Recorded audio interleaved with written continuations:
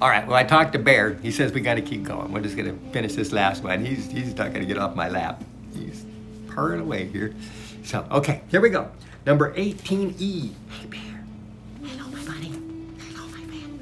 Okay, here we go. 18E. Artificial natures equal artificial rules. Abstract realities equal abstract definitions. Enforced responsibilities equal corrupt rule makers.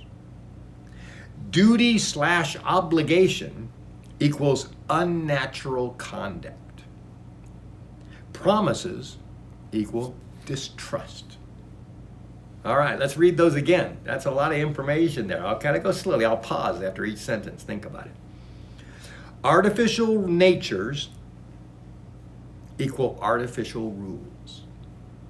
And natures can be like in Taoist too, remember? But I'm talking about, I guess, I had that in a lowercase. So when I say artificial natures, I think I'm talking about artificial ways of thinking and behaving and living. Lifestyles. Not Mother Nature, but our nature, individually. Artificial natures of people equal artificial rules. Okay? Abstract realities equal abstract definitions. Enforced responsibilities equal corrupt rule makers. Duty/obligation equals unnatural conduct. Promises equal distrust. All right. Here we go. Let's blast through this page and then I can go hang out with my kitty cat. Okay? That sound good, Bear? We'll go hang out. What abstract realities are you involved in? Why and how do they affect you? Let me ask that a question again. I'm not going to elaborate because I'm going to hurry a little bit more. Okay, here we go. What abstract realities are you involved in? Why? How do they affect you? Once again, Lao Tzu appears to be differing from Confucius. How can this be utilized with the concepts of Confucius? Because remember, these abstract natures and rules and things like being a government official and having to wear a tie and having to talk nicely, these are all artificial. These are enforced natures.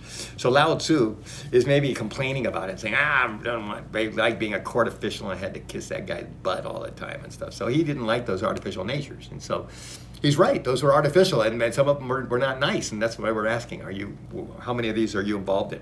But that doesn't mean that the concept of being nice or wearing a tie or being civil to people is bad. It might just be bad in your certain environment. Okay, how are you living by rules that you plan to escape? Once again, how are you living by rules that you plan to escape? Do you allow people to be corrupt? Relatives, employees, your friends? So, corruption's everywhere. It's all over the place. You see it all the time. Hopefully, you might even be participating. But anyway, what's your influence? What do you do when you notice it? What do you say? Do you allow people to be corrupt? Your relatives, employees, or friends? Okay. Are you 100% honest?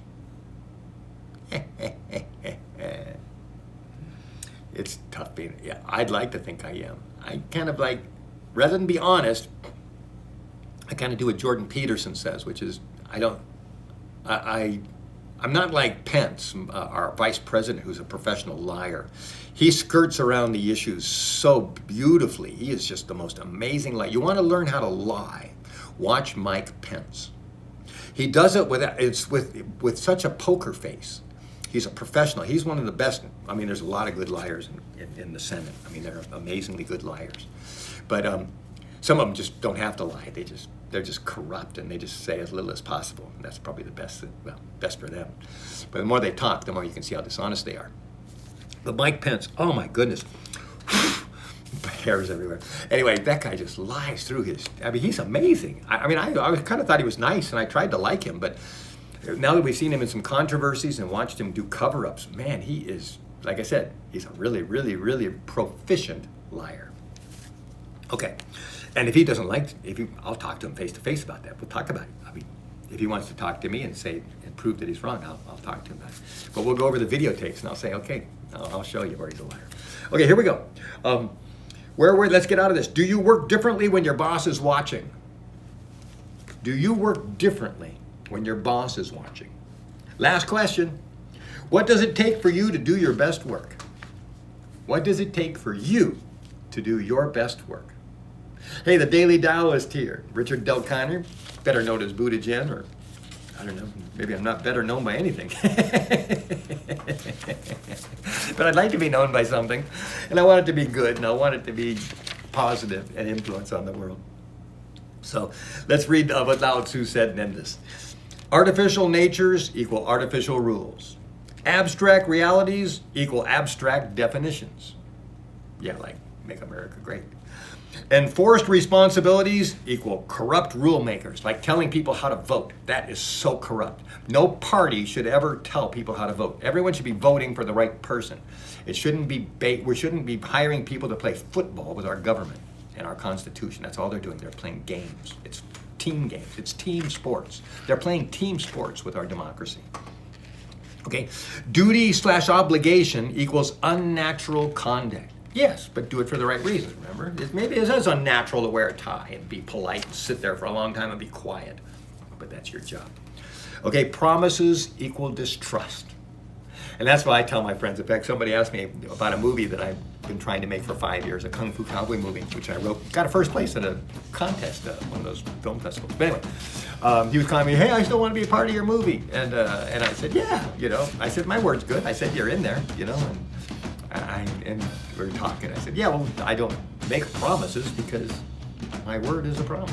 If I had to make a promise, then that means my word's no good. So I never make a promise. I just keep my word. Daily Taoist out.